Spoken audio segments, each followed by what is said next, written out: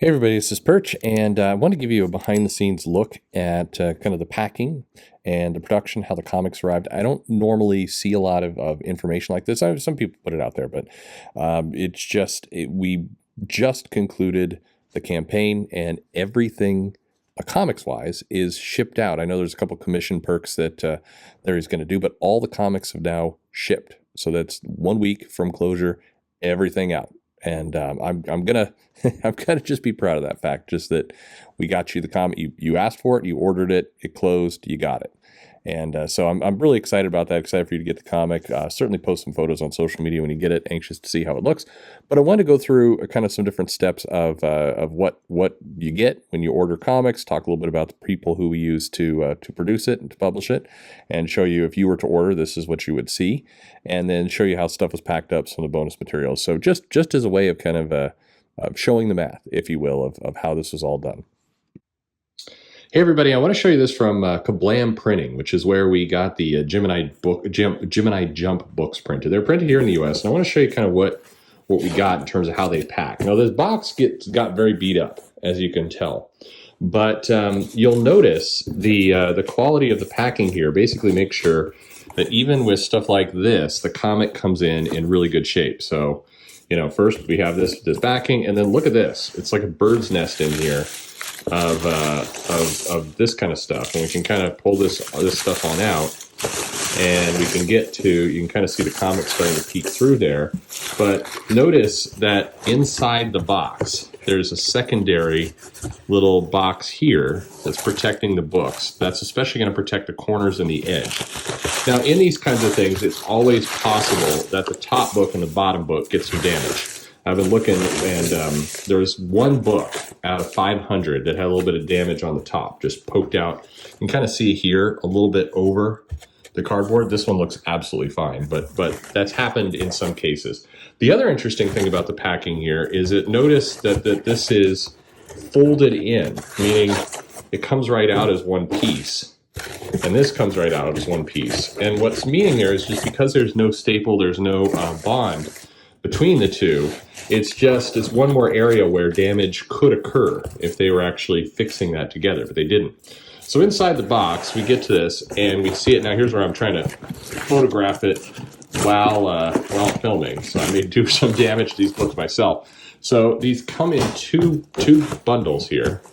And you see bundle 1 and bundle 2. We'll get that out. There we go. You know, again, cardboard on the bottom to protect it. A lot of extra junk now, but we now look at what we've got here. So we've got 2 fully shrink wrapped and bound. And let me just move one of these off to the side. We're seeing all my, oh look, there's my stickers. Hooray. Anyway, so we have, we can look at this and we can kind of get out of the shrink wrap, and we get to the actual book underneath. So let's keep doing this. Again, this is Kablam, and I've been really happy. Their communication was really good. Of course, the packaging, as you're seeing, I think was built in such a way that, you know, it minimizes damage. And as I mentioned, no damage. And again, the fact that this stuff is loose here, I just tossed this one off, that's a good thing. See, it's put on here loose, and then it's bound up to the point where, again, every time you have a seam of some kind, it's going to introduce the possibility of a fold or a crease or a tear. Just a little trick. So I pull this thing out, and again, look at this. If you can focus right there, perfect, just absolutely perfect. Zero damage. That right? Nope. Actually, I take it back. It was the one on the top, and look at this. We got a tiny little fold there on the top cover. Not a huge deal, right? But it's not one I will send out, because it needs to be perfect. But everything else is perfect, and there's a possibility that me unwrapping this while I was filming actually caused that damage. There's it's a better than average chance. Because I look at the rest of these, zero problems. I see the focus is struggling a little bit there. Anyway, this is what you get when you kind of hand do this stuff. But there you go. And again, they've staggered it. You notice a couple copies up, couple copies down, keeps things nice and straight. And just a great job. If you are going to do an indie book, again, I would recommend Kablam.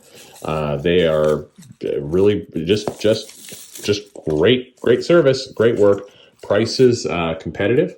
I think you can get a tiny fractional adjustment if you go overseas, but you're going to fall into supply chain issues, and it's just, I think you eat up more money other ways. I know some people who got some books printed in China, slightly cheaper. Nothing against China. It just, you're introducing several more things into the mix in terms of how the book's going to get produced and what's going to get done. And I wouldn't do it. It's you wind up, what you think you're saving money in the short term, you wind up spending more in the long term. But anyway, that's kind of how they come out of the box. So, taking a look at some of the bonus materials. Now, this came along later in the project. We had, thought, hey, we had a really good response, so we'll put in some extra little things here to make it a little bit more special. So this was an illustration I did pretty quickly, just to kind of say thank you. It's of one of the main characters, obviously. You can see it there. Got the little initial, and just kind of a little quick full-color print. Have them all stacked up here to put in for some backers.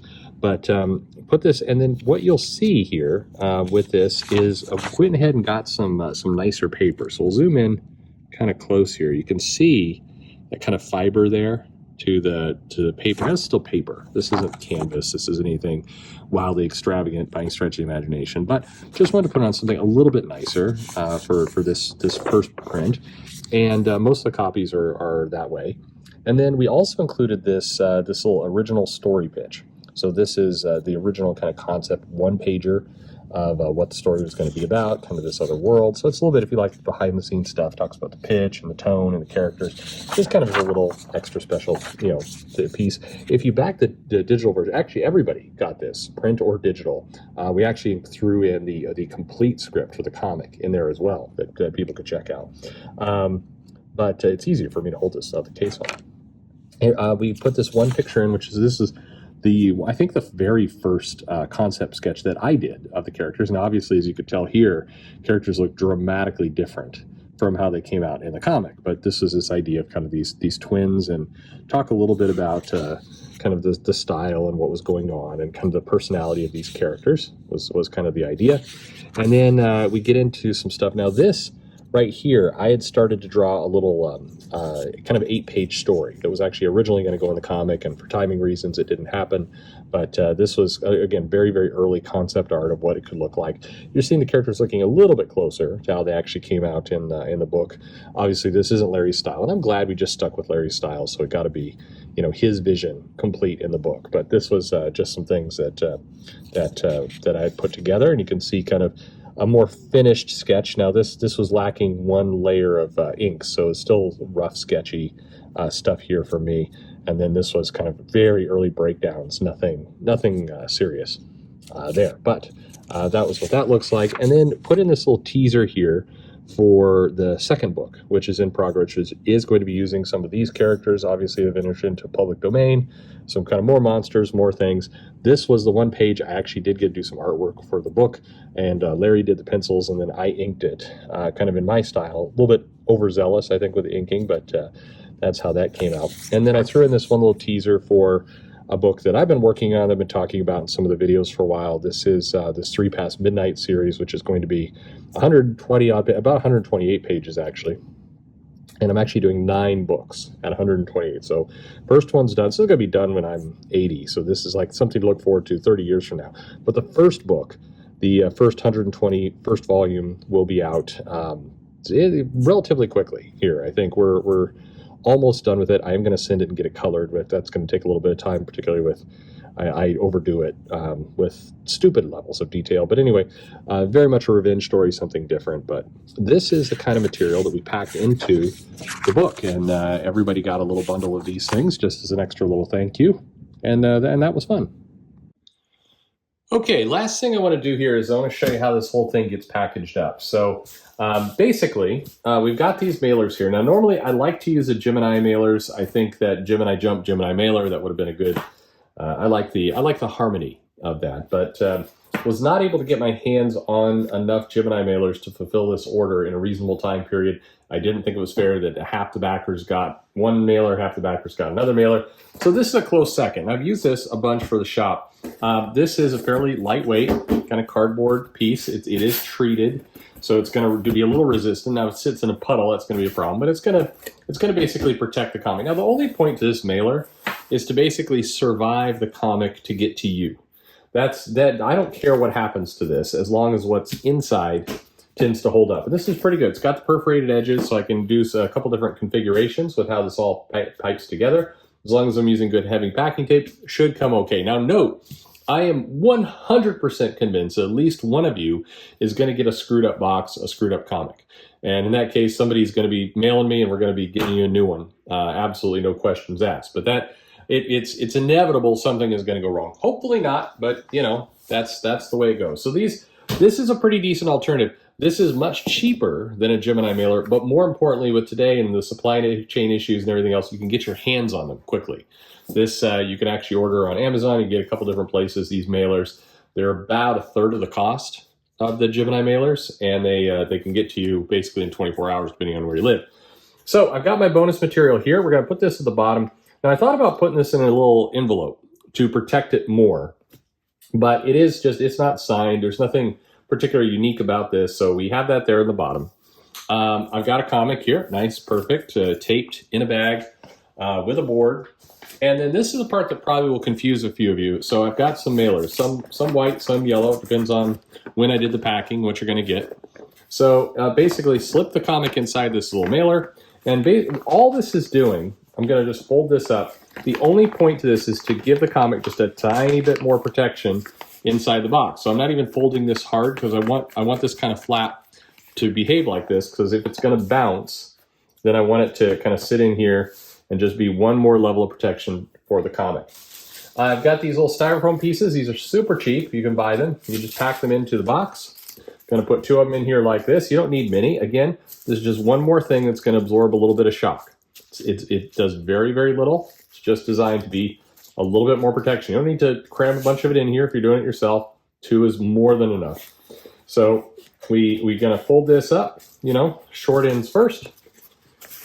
Basically fold at the crease, then the long, make sure it all lines up. 1, 2, 3, 4. Okay, we got ourselves a nice little package that's going to do real well in the mail. Take our heavy duty packing tape. We're gonna just pull this up here right like this. Just kind of really work the tape into the box. Again, the goal here is not to have a pretty box. The goal here is to have something that's going to survive the, whatever the post does to it, whatever USPS does to this thing. So we get 1, 2, and then we're going to do the edges. Just cut this off. There's a real fancy way. If I was better with this this packing tape, you can just flip it and rip it, but never been particularly good at that. So get this right here like this. Tape every corner. Trim the edge. All right. Put that off to the side. We got these down. And again, the way I'm thinking about this is I just want the open seams protected, so that if any kind of elements or anything gets into this box, that it has a fighting chance of protecting the comic inside. I'm sure, again, the bonus material is a little extra pages. Some of those are going to, could get a little crinkled up. Hopefully not. But this will make sure that the comic itself arrives in good shape. And that is our goal here. So we're going to get 1, 2, 3, 4 again. Get these put together. Pull the edges down. Bring this up. There we go. So that is our package. Now what you'll see, certainly when you get this in the mail for yourself, it's really solid. If you didn't order this campaign, that's okay. This is a perfectly good way to do about it. You have a strong thing. If you're charging like $25 for a book, $50 for a book, I mean, spend the extra, what's going to be like 60 cents and get something like this. It's going to be a whole lot better than trying to put it just in an envelope. This is going to, the biggest thing about this is going to take more labor when you're putting it all together, but it's worth it. Your backers are going to really appreciate that. And then, you could take these handy stickers. I don't know why, these make me happier than anything. And just going to take one, put it right on the edge, slap my address label down, and that's it. You got a comic.